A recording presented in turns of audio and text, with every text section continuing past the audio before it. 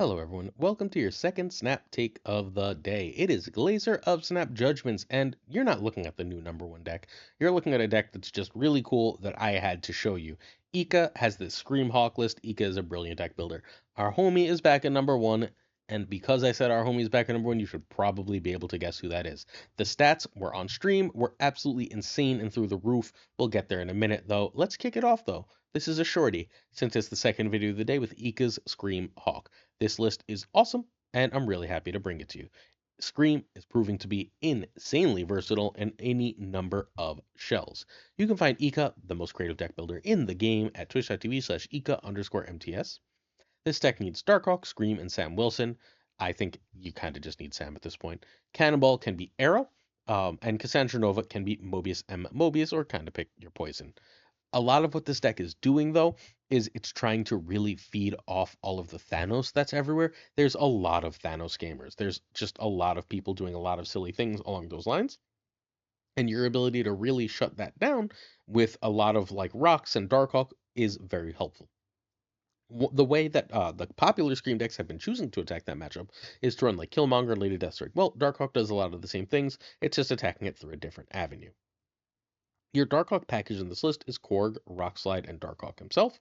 Darkhawk, with these cards, it gets more than big enough to really compete in a lane, and if they're playing any cards along the lines of Thanos, then you don't even need the extra help in order to do it. There's also just a lot of hand generation out there, and people are often clogging up their draw for a turn. If they do that, they just gave your Darkhawk 2 power for free. It's really nice how that kind of thing works. Scream has her own package in this list, going with Kraven and Captain America. Those three go amazingly together. Kraven is sort of your backup Scream, while Sam works really well with Kraven. Spider-Man obviously goes with those cards, and then we also have Polaris. That is fundamentally that package. However, Miles Morales is just an extra 1/6 that you get access to as a bonus for running that package. Very nice, especially on the last turn with either Cannonball or Darkhawk, and Juggernaut is a lane and game stealer. Cassandra Nova helps against Arishem and against Thanos, for sure, but what Cassandra Nova also does is if you play it after Korg or after Rockslide, it will further get an extra power for each rock you put in the deck, or each draw they missed. So that's just a really nice extra card. Cassandra Nova is the ultimate extra card on this list, but this one has been pretty good. 17 and 9, 65% went the Great Ika. Turn 1, you want Korg. Turn 2, Sam or Scream over Craven. And I had a long conversation with Heart of the Cards, in particular, who noted something about Fudge, who created the very popular list, that sometimes you are going to want to play Sam over Scream. If you don't have any move enablers for Scream, you might want to get Sam out, particularly if you have Craven. If you already have Craven to follow it up, Sam makes a lot more sense. However, if you have Polaris or if you have Spider-Man, then you might want to get Scream out first. It can go either way at that point. So there are games where we're going to go Scream into Sam, into Craven and Spider-Man. That's a perfectly fine play line. If you are going to go into Polaris, though, you really do want Scream. If you end up playing Craven, you're going to want to play Polaris as well. If you played Sam, you're almost always going to want to follow that up with Craven, because now you're able to get that extra energy. Also, keep in mind that if your opponent has a Sam Wilson out, then you're going to want to play Scream as soon as humanly possible.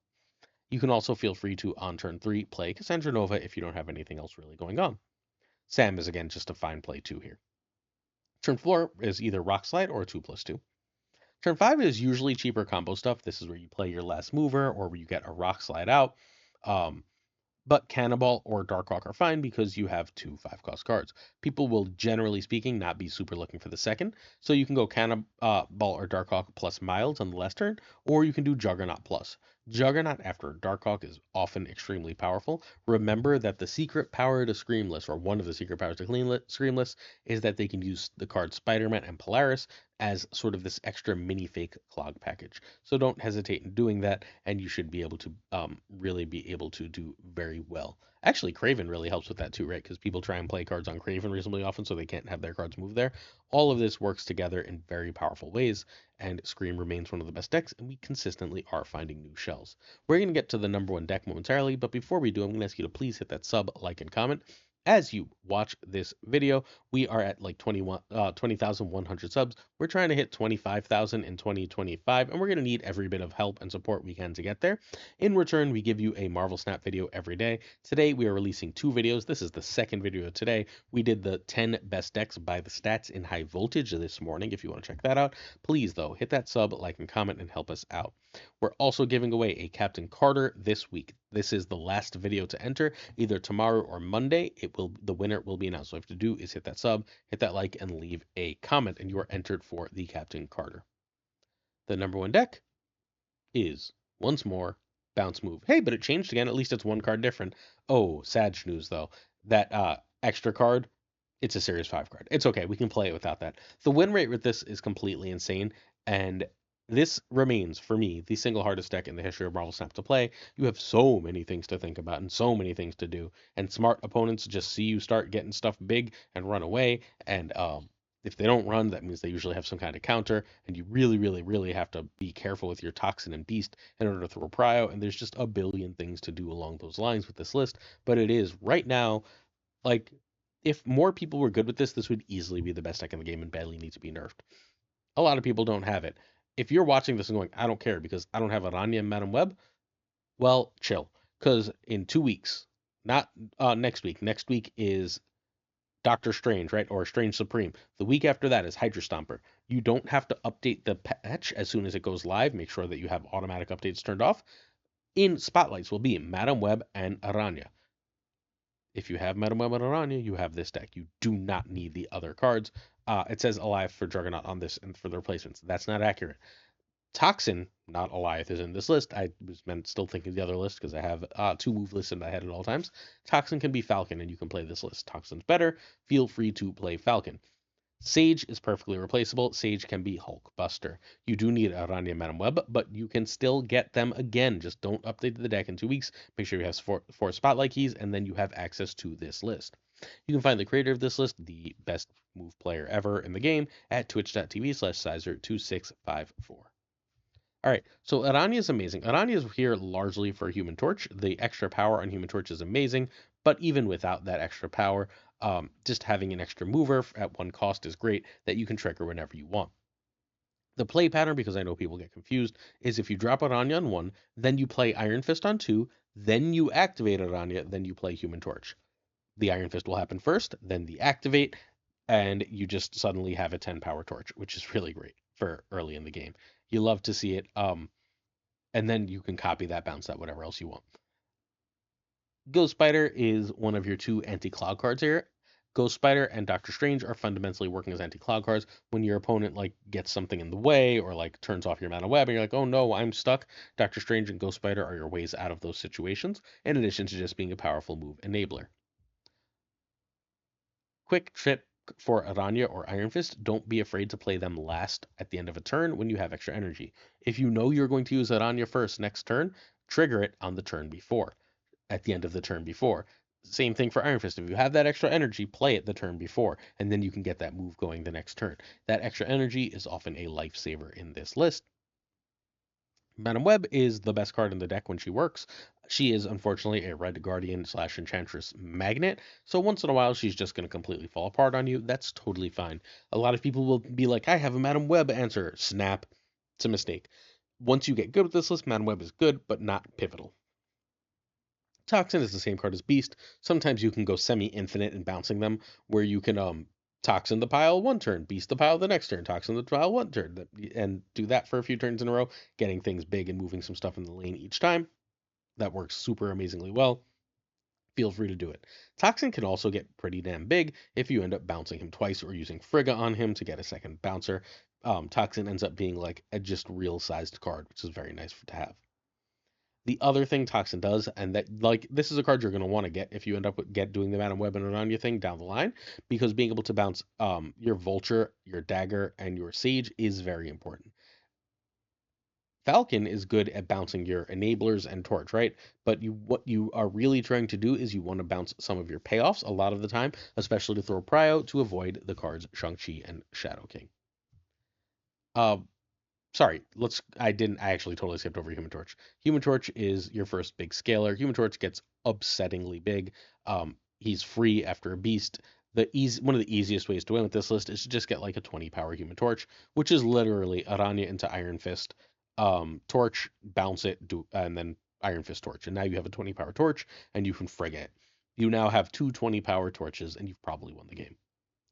Dagger is significantly smaller than she used to be. Dagger is the weakest of your movers by a lot. You will play her early if your opponent's playing a lot of cards, like if they're playing Thanos, right? But generally speaking, you would very much like to save Dagger as a late game play. As a late game play, Dagger is extremely powerful, but early, eh.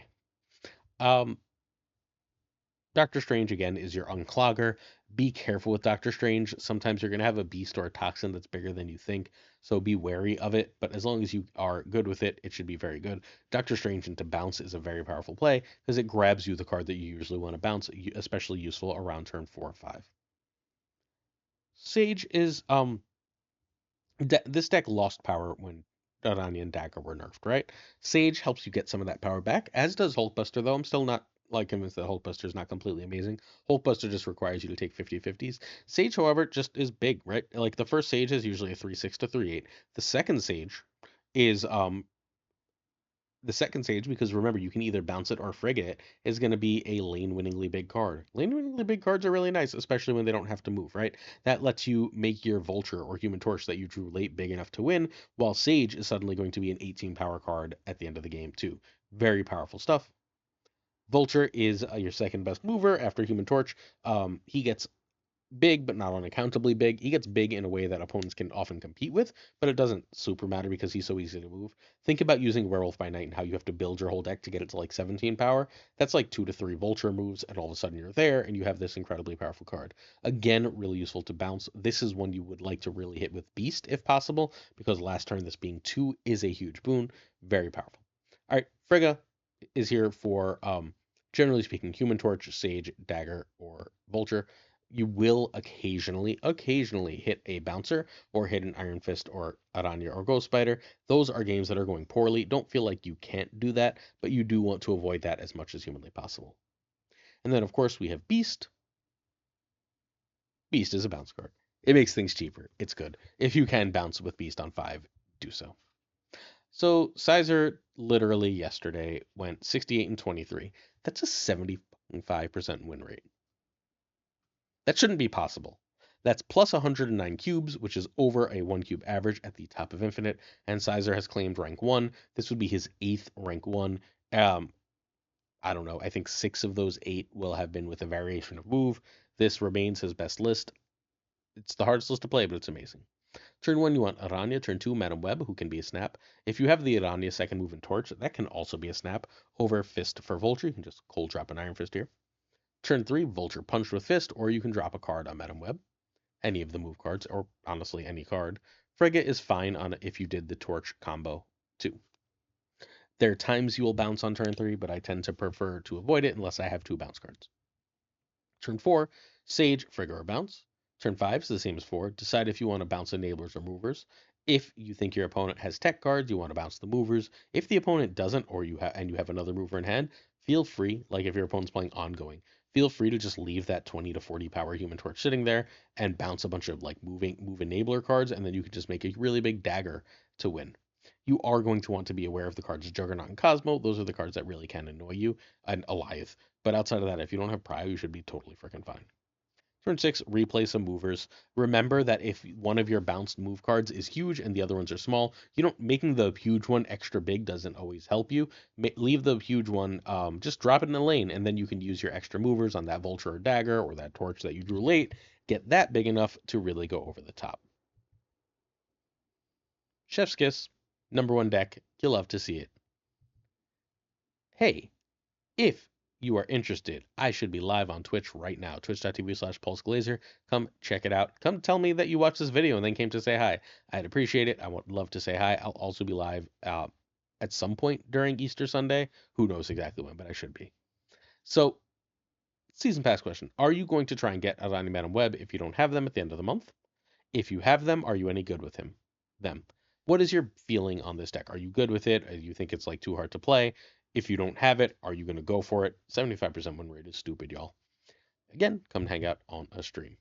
In addition, I want to take this time at the end of the video. We got two more things to do at the end of this video to tell you about our huge tournament we're hosting. We've got $500 in prizes. This is Snap Judgments League Season 6. Now, we're kicking off April 21st. That is coming up very soon. It's coming up on Monday. In fact, I had to double check the date if you saw me do that. So it's coming up Monday. So please sign up. $500 in prizes. We've got a free entry for everyone who's on our Patreon. Any tier level of our Patreon is free. All you have to do is join our Discord, and then we can show you how to do that with the /register command. The Discord is linked in the description of this and every video. You don't have to have a ton of time. We have players all over the world who are able to do this. You play one game a week, literally. 1 week, you play one game. You're in a pod of however many players, 12, 15 players. You play one game a week. At the end of that one game a week, at the end of that pod, the winner gets a season pass and put into the $500 prize pool, which is an Elite 8 tournament. I'll be in it if you want to play against me, so will some other content creators. We will have a ton of great stuff for you. Please join. We are sponsored this month by TopDeck.gg, which is the amazing tournament software we run. Gunny T, who runs the tournament, runs. If you're interested in any tournaments for any games, please do check out TopDeck.gg as well. They're awesome and kind. Certain tiers of support on our Patreon come with on-air thanks. We're going to say thank you. If you're interested in offering some support, we have several tiers. Check out patreon.com/snapjudgments. Thank you to Frat Nick, our patron of the month. Then we have Abigail Gilson, Mandator Burna, Regardless, Elvis Kind, LAB, Inc., Am Frostman, Hota Neverete, Thinking Poker, Prime Ryan, Ryan Burke, and Ryan Wood. Heretics League, Koi Ray, Kazushi, Archangel 3K, Black Dahlia, Perofrost, The Goat Seeker, Code, Hollowed, Only Fox, Synth, Absolute Shannon, Nightmare, Dirty Casual, Mr. Kerfuffle, Cables, Ginger, Prime, Philip, Ratkovich, Haplo, Kenny Loggins of the Danger Zone, The Bizza, Black Jeepers 23, XRC, and Skippy G. What's up, Jess, Miss Jessica Gamble, Mr. Slush Death, The King of Bros, The Great Kazoo, Werewolf, Gibbs, The Huda, Luna, Chris, Clam, Forbin, what's up, Colonel?